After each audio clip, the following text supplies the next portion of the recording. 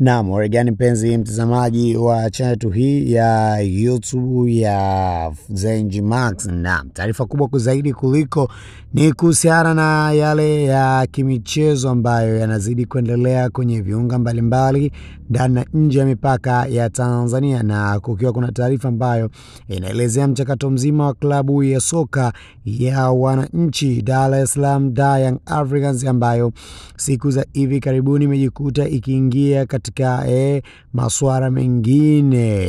ya baadhi ya viongozi wake kuitwa kwenye kamati ya maadili ya TFF, na kubwa zaidi liliweza kuibua sitofahamu nyingi zaidi kuhusiana na Ali Shabani Kamwe ambaye anaelezwa kufungiwa kwa miaka miwili kutokujihusisha na masuala yote ya kimichezo ndani na nje ya Tanzania.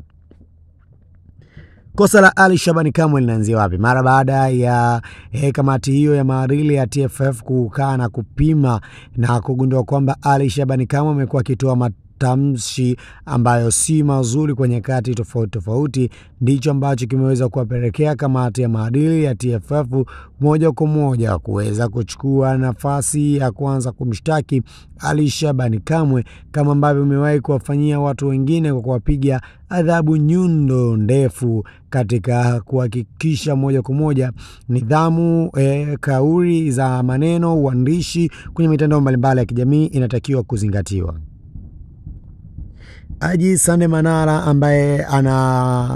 anasikika misikioni mwa watu kwamba atakuwa ni mbadala wa Ali Shabani Kamwe, naye amewahi kutana na adhabu hiyo ya kufungiwa miaka 5, mwisho akakata rufaa kama miaka 2 na kutakiwa kulipa shilingi milioni 10 kutokana na makosa kama haya ambayo aliwahi kuyatenda pindi alipokuwa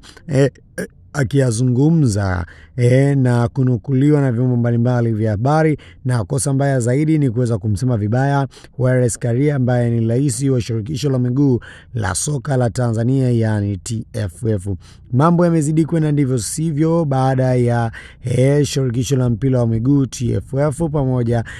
na bodi yake hiyo ambayo wamekuwa wakipitia majadwali mbalimbali ya viongozi mbalimbali ambao wamekuwa wakikiuka misingi kwa kuchochea machafuko ndani ya mpira wa ligi kuu NBC Tanzania. Sasa kutokana na maoni ya wadau mbalimbali, tuweze kusubiri tuone kwa namna gani ambavyo TFF kupitia bodi yake hiyo ya nidhamu watakavyokuja na suluhisho la kuona kwa namna gani baadhi ya watu wanapata adhabu kama ambavyo inaweza kutolewa maamuzi. Mambo mengi yanazidi kuibuka kwenye mitandao mbalimbali ya kijamii na mimi sina la ziada. Kazi yangu ni kuendelea kukusanya kile ambacho tunachokipata kupitia taarifa hii ambayo inazidi kuchukua headline mbalimbali kwenye mitandao mbalimbali ya kijamii kuhusiana na Ali Shabani Kamwe kuweza kufungiwa na shirikisho la mpira wa miguu Tanzania yani TFF kudala Young Africans moja kwa moja, kijiona kwamba hawawezi kutoboa wakiweza kumleta moja kwa moja Haji Sande Manara kama mrisi wa Ali Shabani Kamwe. Kwa upande wa Dar es Salaam Young Africans tutasubiri tuone ni kwa namna gani ambavyo wao kama wao wataenda kuitetea kesi hii inamkabili